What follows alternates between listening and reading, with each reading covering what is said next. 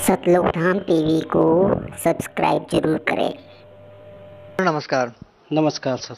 क्या नाम है आपका? हरदेव दास। हरदेव जी कहाँ से आए हैं? ग्राम डेवड़ी नानकमता, उधम सिंह नगर, उत्तराखंड से जी। सर, संत रामपाल जी महाराज से नाम दीक्षा कब लिया आपने? 10 जनवरी 2015 में। सर, संत रामपाल जी महाराज से नाम दीक्षा लेने से पहले आप क्या भक्ति करते थे? पहले तो हम लोग जो हमारे बुजुर्ग लोग देवी देवताओं की पूजा करते थे, उसके बाद में हम राधा स्वामी पंथ से जुड़े। तो 18 साल हम राधा स्वामी पंथ में पाठ की सेवा वहाँ पे ड्यूटी थी करते थे। राधा स्वामी पंथ से पहले आप जुड़े हुए थे, तो संत रामपाल जी महाराज से नाम दीक्षा लेने की क्या जरूरत आन पड़ी? हम जो है साधना चैनल में सत्संग आता है संत रामपाल जी महाराज का, तो उस सत्संग को हम सुनते रहे। उधर जुड़े हुए थे और सत्संग सुनते सुनते हमें 2 साल हो गया सत्संग सुनते हुए, और उसका हमें ज्ञान हुआ कि हम जो है जो साधना कर रहे हैं वो गलत है, और जो सच्ची साधना है जो है वो और ये वेद और शास्त्रों के हिसाब से जो संत रामपाल जी महाराज जो गुरु जी वो बता रहे हैं महाराज जी, वो सही है। आप 18 साल से राधा स्वामी पंथ से जुड़े हुए थे। आपने संत रामपाल जी महाराज का सत्संग टीवी चैनल पर सुना। आखिर संत रामपाल जी महाराज ने आपको ऐसी क्या चीजें बताई कि आपकी 18 साल की भक्ति पर प्रश्न चिन्ह खड़ा कर दिया? एक तो जो उन्होंने जो बताया संत रामपाल जी महाराज ने कि जो नाम जो हम लोग जो जप रहे थे वो नाम शास्त्र के विरुद्ध है, काल के नाम है, और हम लोगों को उन्होंने गुरु ग्रंथ साहब की का जो मंत्र जो सतनाम जो मंत्र है 2 अक्षर का मंत्र वो देते हैं, और जो 5 नाम पंचनाम पंचे प्रधान पंचे दरगाह पंचे प्रवान, यानी कि 5 नाम गुरु ग्रंथ साहब महाराज में दर्ज हैं, वो भी 5 नाम वो देते हैं। पहले शुरू में 5 का बल्कि 7 नाम देते हैं, वो 5 नाम वो हैं 5 प्रधानों के। उसके बाद में सत्य नाम जो है वो 2 अक्षर का नाम गुरु ग्रंथ साहब महाराज में बाला मर्दाना की जन्म साखी में, वो समंदर की साखी में वो सतनाम गुरु नानक देव जी महाराज ने क्या कहते हैं कि वो नाम को खुलासा किया है वो। सर, पहले आप राधा स्वामी पंथ से जुड़े हुए थे। आपकी तरह लाखों लोग अभी भी हैं जो उनसे जुड़े हुए हैं। सर, आपको समझ में आ गया कि संत रामपाल जी महाराज जी सही भक्ति बता रहे हैं। जो आप ही की तरह अन्य श्रद्धालु जो वहां पर जुड़े हुए हैं वो कैसे समझेंगे? वो क्यों नहीं समझ रहे? आखिर क्या कारण है कि वो अभी भी राधा स्वामी पंथ से जुड़े हुए हैं? या वो सही हैं या आप गलत हैं? वो लोग एक तो पहले नंबर सत्संग नहीं सुनते हैं, दूसरी बात जो ग्रंथ है ज्ञान गंगा पुस्तक वो भी नहीं पढ़ते हैं। कोई भगत ज्ञान देना चाहता है उस ज्ञान को ग्रहण नहीं करते हैं, ना सुनना चाहते हैं। जब कोई ज्ञान सुनेंगे नहीं, उस ज्ञान चर्चा में शामिल नहीं होंगे, तो वो लोग कैसे उस ज्ञान को क्या कहते हैं जान पाएंगे कि ये ज्ञान सही है कौन सा। जब आदमी के सामने 2 नोट रखे जाएं, एक असली और एक नकली, अब नकली की उनको पहचान नहीं कि नकली कौन सा है और असली कौन सा है। जब आदमी ये नहीं सोचेगा कि क्या नकली कौन सा है, नकली की तरफ ध्यान नहीं देगा, तो वो आदमी कभी वो तो नकली को चलाता ही रहेगा। इसीलिए नहीं समझ पा रहे हैं राधा स्वामी पंथ से जो जुड़े हुए हैं वो नहीं समझ पा रहे हैं। हम लोग भी ये समझाना चाहते हैं, जो हमारे मिलने वाले हैं उनसे हम लोग कहते हैं कि आप जो है हमारे से ज्ञान चर्चा करो और इसमें आप देखो क्या अंतर है इसमें, तो वो सुनना ही नहीं चाहते हैं।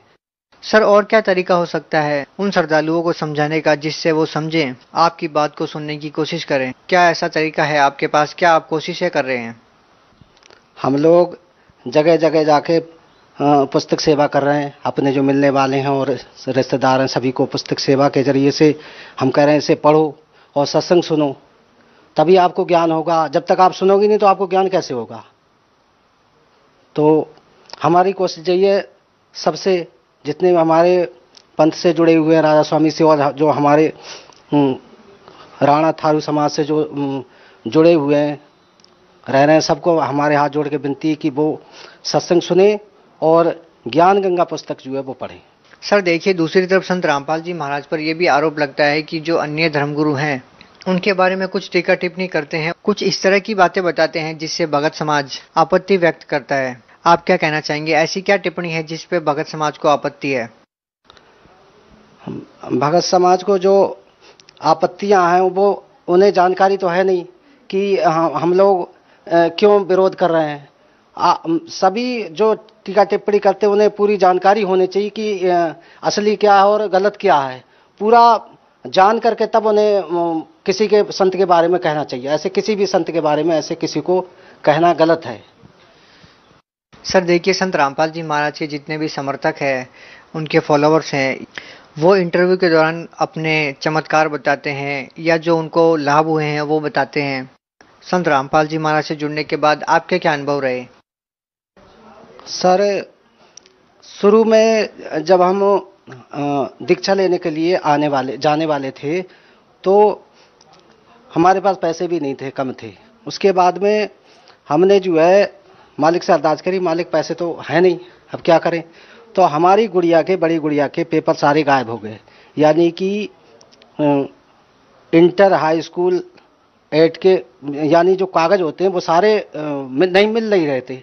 हम लोग ढूंढ रहे थे वो कागजों को ढूंढा, तो ढूंढते ढूंढते कागज तो नहीं मिले, 10,000 रुपये मिल गए घर में पड़े हुए। फिर उसके बाद में कागज भी मिल गए। पहले ढूंढ लिया था एक बॉक्स में, उसके बाद में उस बॉक्स में से दोबारा ढूंढा तो कागज मिल गए।